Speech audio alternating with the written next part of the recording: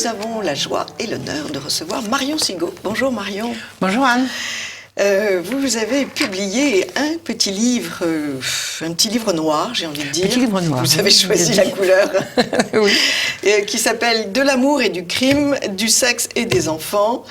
Vous menez un combat depuis longtemps, puisque l'un de vos précédents livres est sur les droits sexuels des enfants. Qu'est-ce qui vous a mis sur la piste de ce combat ? C'est en arrivant à la campagne au début des années 90, j'avais vécu à Paris les 20 précédentes années et mon rêve avait toujours été de vivre à la campagne. En arrivant à la campagne, le premier cercle d'amis que je me suis constitué m'a fait connaître la réalité d'une chose dont je ne connaissais même pas le terme, qui était la pédophilie. Je n'avais jamais entendu le mot avant. Alors comme j'étais quand même en mesure de le comprendre, je suis suffisamment lettré pour comprendre le mot, j'ai été intrigué au début. Effrayé quand même parce que ça semblait terrible et j'ai mu par je ne sais pas quoi, je ne saurais l'expliquer, mu par quelque chose qui vient probablement d'au-dessus, par le désir d'aller au bout d'une recherche. Je voulais savoir ce que c'était, d'où ça venait, quels étaient les tenants et les aboutissants. Et vous vous êtes rendu compte qu'il n'y a pas qu'à la campagne, que dans les villes, c'est fréquent. Exactement. Je dis ça pour défendre les campagnes.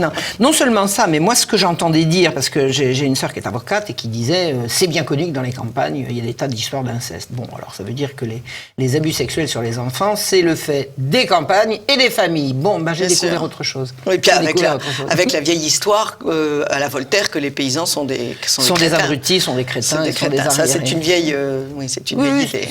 Et les gens des villes sont très supérieurs. Absolument, tout le monde le sait. Absolument. Donc en arrivant en Bourgogne, j'ai découvert cette réalité.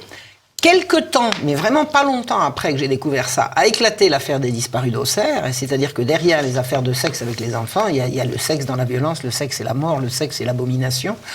Et j'ai commencé, donc dès le début de mon arrivée à la campagne, j'ai commencé à enquêter, j'ai découvert ce que c'était que les réseaux de pédophilie internationale, et j'ai découvert en cherchant un auteur qui s'appelle Gabriel Matzneff, dont je n'avais jamais entendu parler avant parce que c'était vraiment pas mon genre de littérature.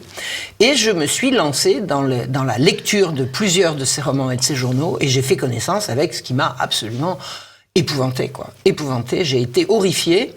D'une part de ce que ce monsieur écrivait, mais surtout, et c'est ça que j'ai voulu dénoncer dans ce texte, j'ai été horrifié de voir les complicités du monde médiatico-politique, précisément, plus spécialement de gauche à l'époque, parce que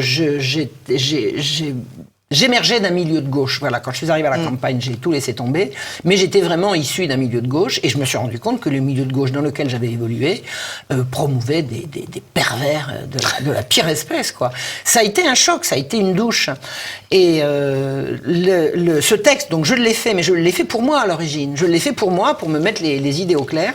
C'est d'ailleurs à l'issue de ça que j'ai repris mes études d'histoire. C'est un texte ancien, donc que vous avez... C'est un texte ancien dont j'ai fait la première mouture en 1998.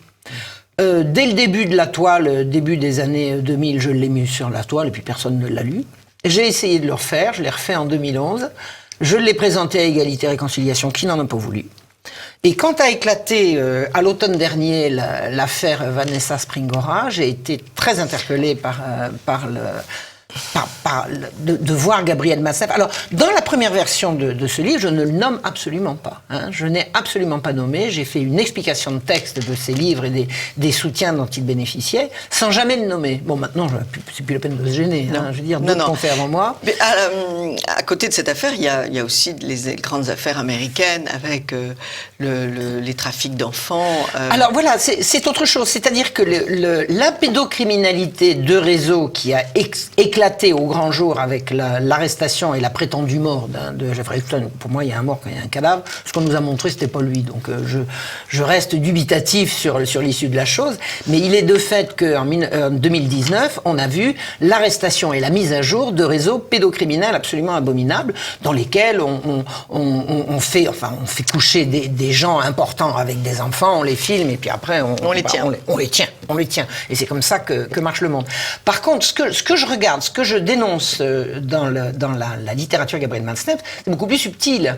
C'est-à-dire, ça n'est pas je te rapte, je te viole et je te tue, c'est je te séduis, je t'amène chez moi, je te convainc que tu es la plus belle, la plus extraordinaire. Et la seule dans ma vie. La seule dans ma vie, il y en a 15 Alors derrière. qu'elle n'est que celle du lundi, puisque Elle n'est que celle du le lundi. mardi, il y en a une autre, le mercredi. Du lundi après-midi, il y en aura une autre plus tard, etc.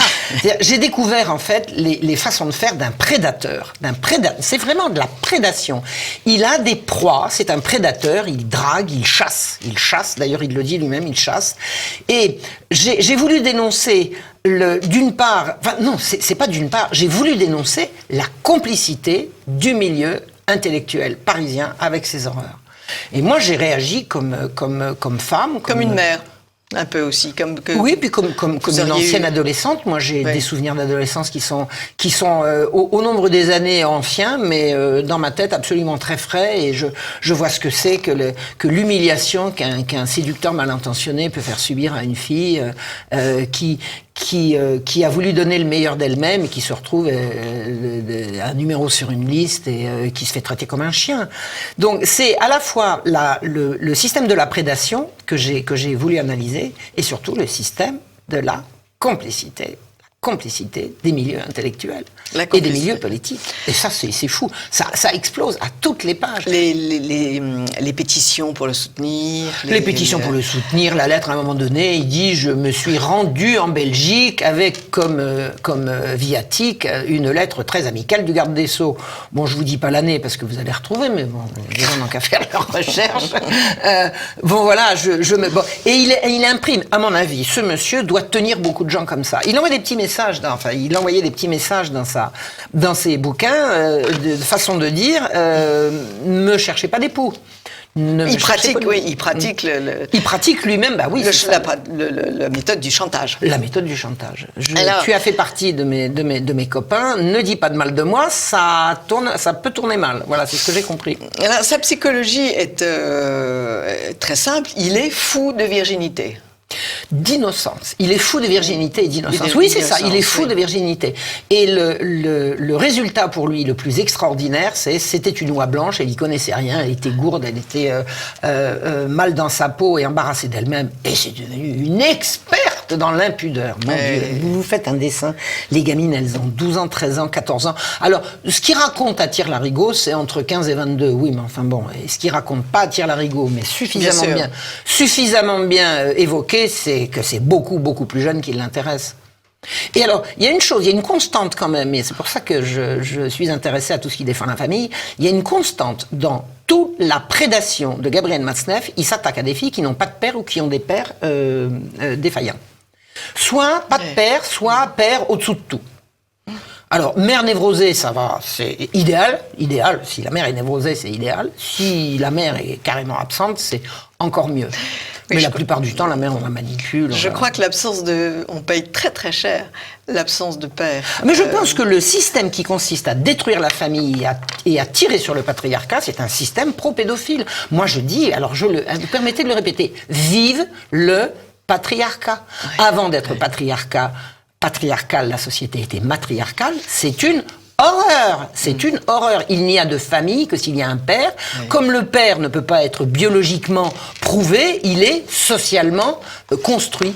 Et une société patriarcale, c'est une société dans laquelle la famille peut exister, la famille dans laquelle la femme sera respectée et défendue et l'enfant sera protégé. Voilà. Mais il n'y a pas que dans le domaine de la pédophilie que l'absence du père est tragique. Absolument. Tout ce qui se passe dans nos banlieues, la plupart du temps, ce sont des familles où il n'y a pas de père. Absolument. Quand il y a un père, 4 femmes et 20 enfants, il n'y a pas de père. Le père ne s'occupe pas beaucoup. Il ne peut pas s'occuper de ses 20 enfants. Il travaille. Bon. Et puis, il y a tous les milieux où les femmes prennent leur indépendance. L'une des 4 femmes prend son indépendance. Et l'État, d'ailleurs, lui donne cette indépendance en lui donnant une allocation de femme seule. Alors qu'elle n'est pas tout à fait seule. Elle fait partie d'une tribu. Et les enfants qu'elle emmène se retrouvent sans autorité paternelle.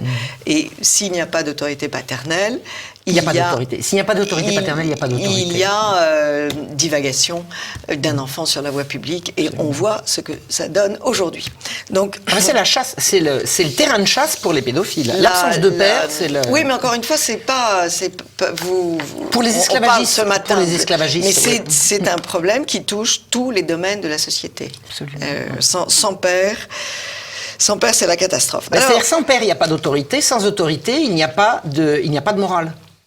Il n'y a pas de bien et de mal. Bon, allons-y, alors faisons. Je fais comme je veux. Je fais qu'est-ce que je veux. Hein, et puis on va vivre ensemble comme ça.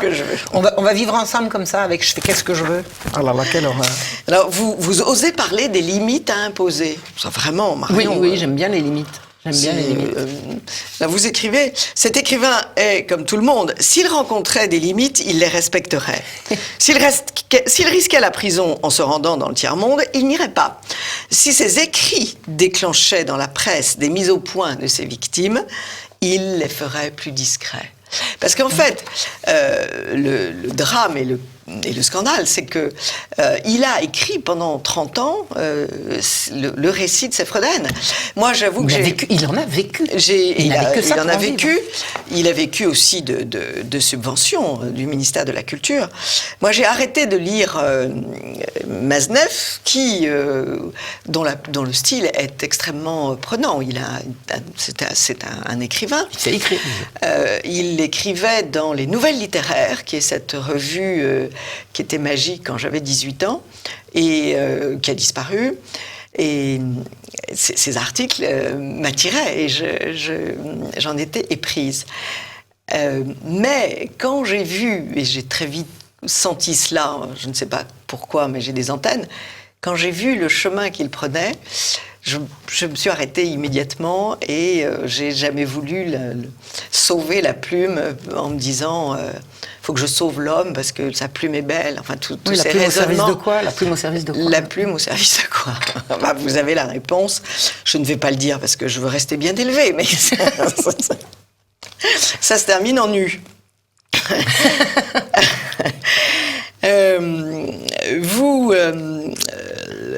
Vous nous montrez que Jean-Paul II a, lors de son voyage, a rappelé quelques règles.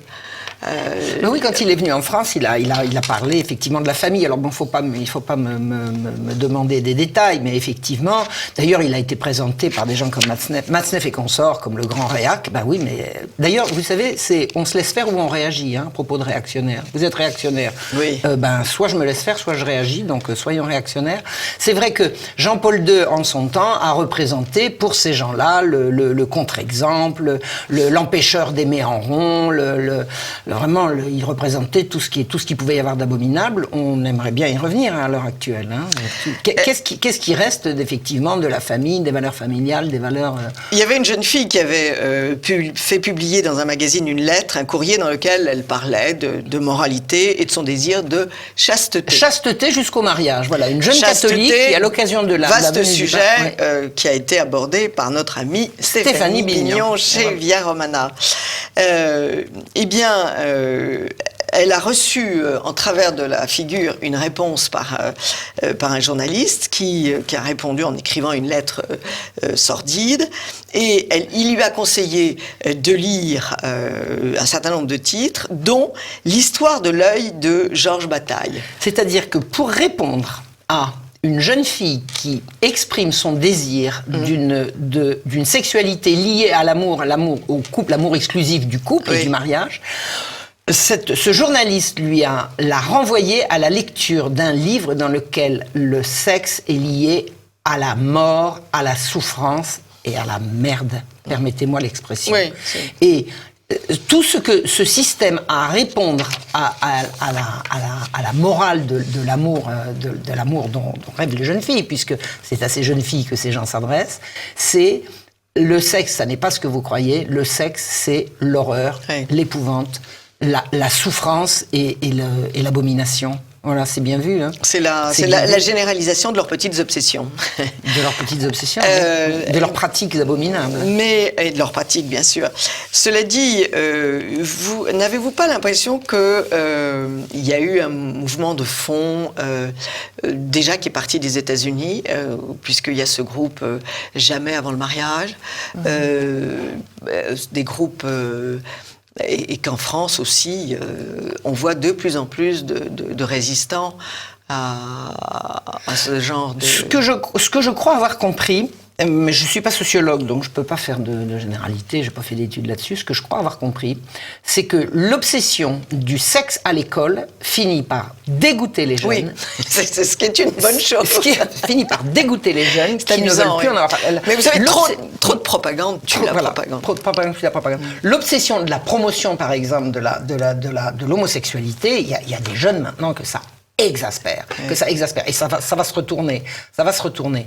Moi, ma théorie, c'est tous les jeunes rêvent à l'amour. C'est pas ça qu'ils disent, non, mais est-ce qu'ils ont une instance pour le dire? Est-ce qu'ils ont un espace pour le dire? Est-ce qu'ils ont la liberté de le dire? Je ne pense pas. Maintenant, on va apprendre la masturbation aux enfants dès l'école primaire. Alors on dit Marion, elle le yoyote. Non, Marion ne yoyote pas. Il y a les textes. C'est l'Organisation mondiale de la santé qui les promeut. Hein. On peut retrouver les références dans mon livre des droits sexuels.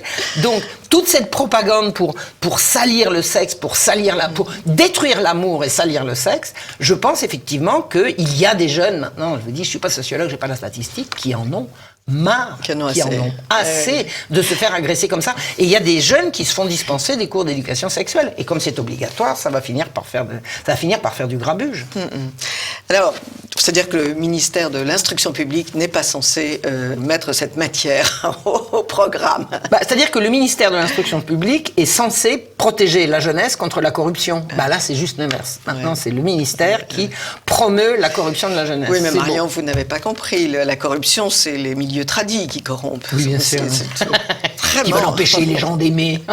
Alors, nous voulons empêcher les jeunes de s'aimer. C'est cela. Visiblement, c'est pas du tout votre intention. Ah non, pas vraiment. Vous n'avez pas de hier particulière.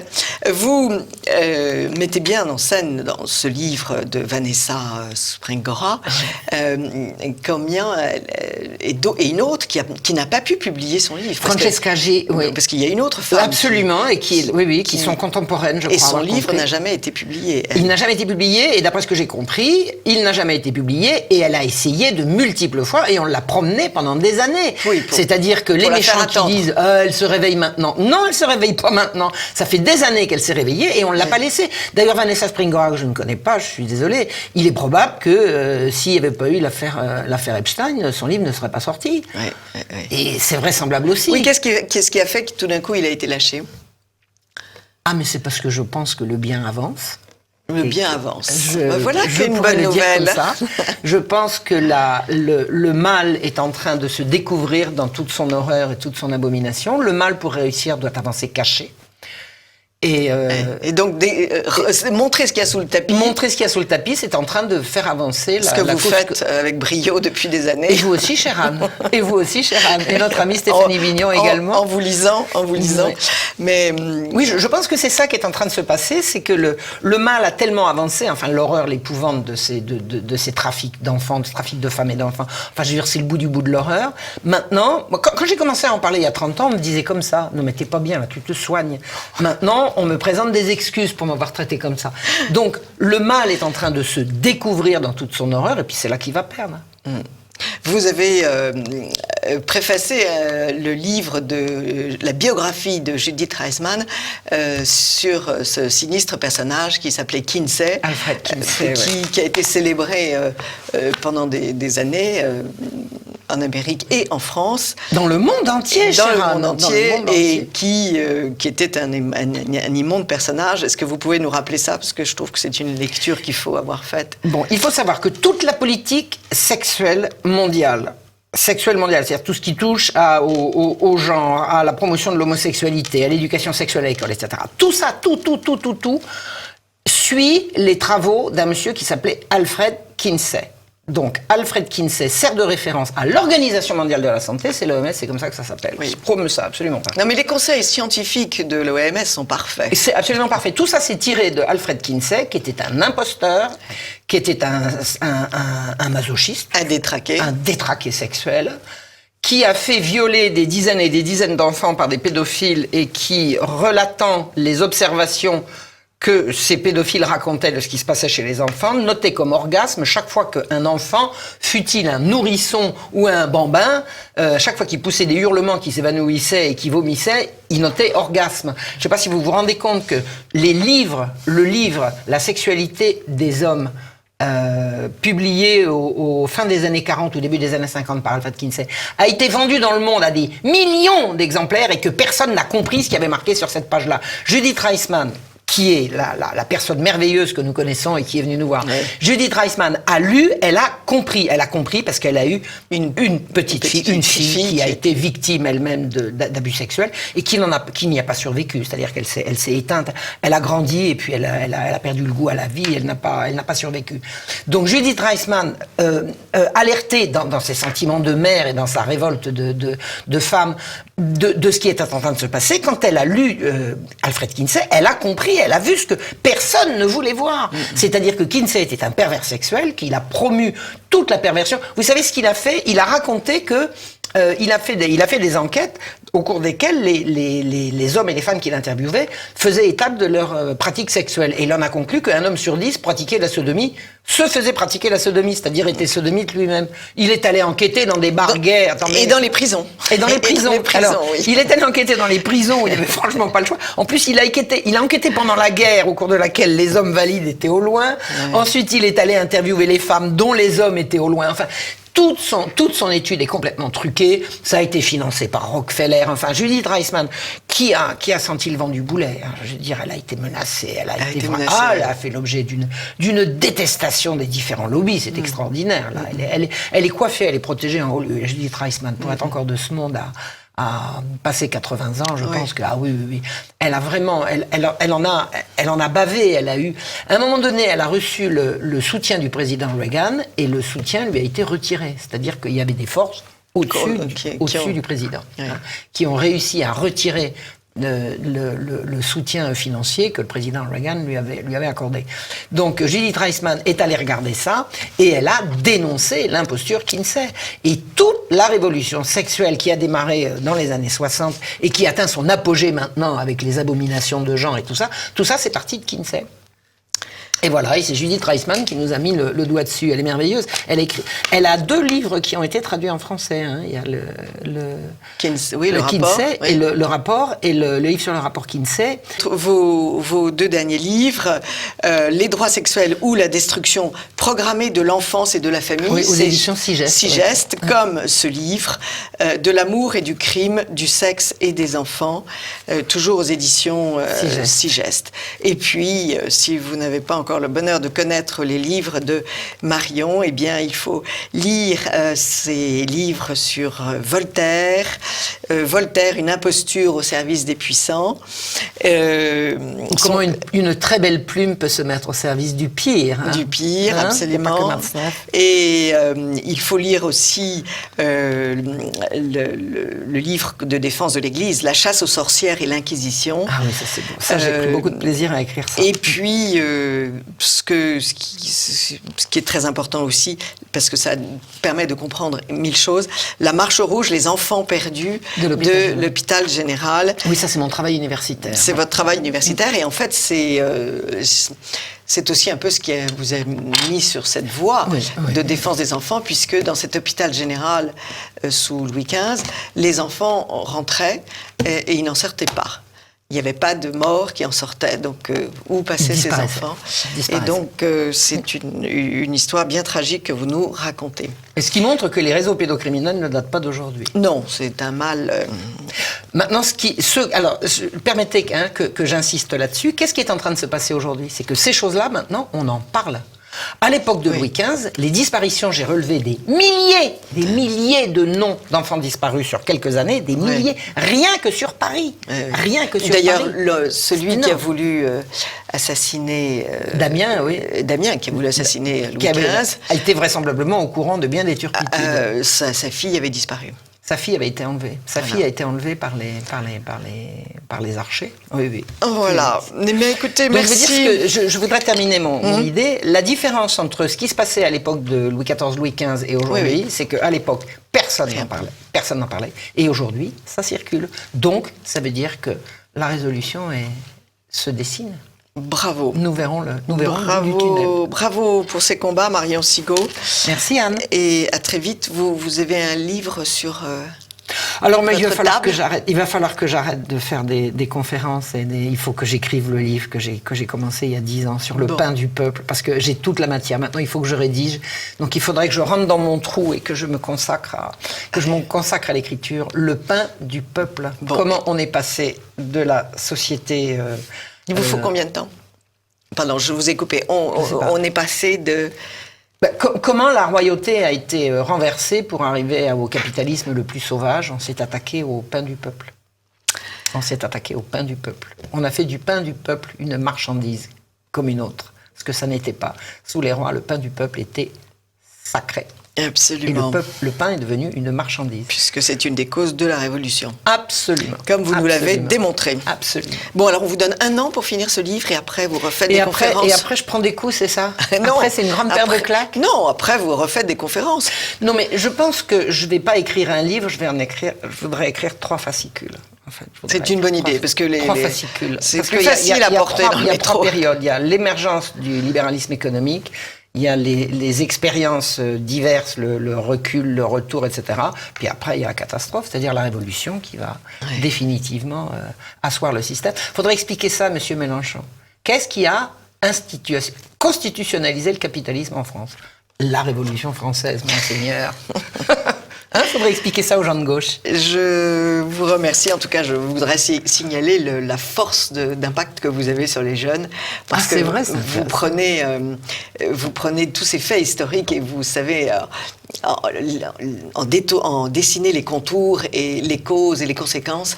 Et les jeunes vous sont extrêmement attachés et vous sont très reconnaissants.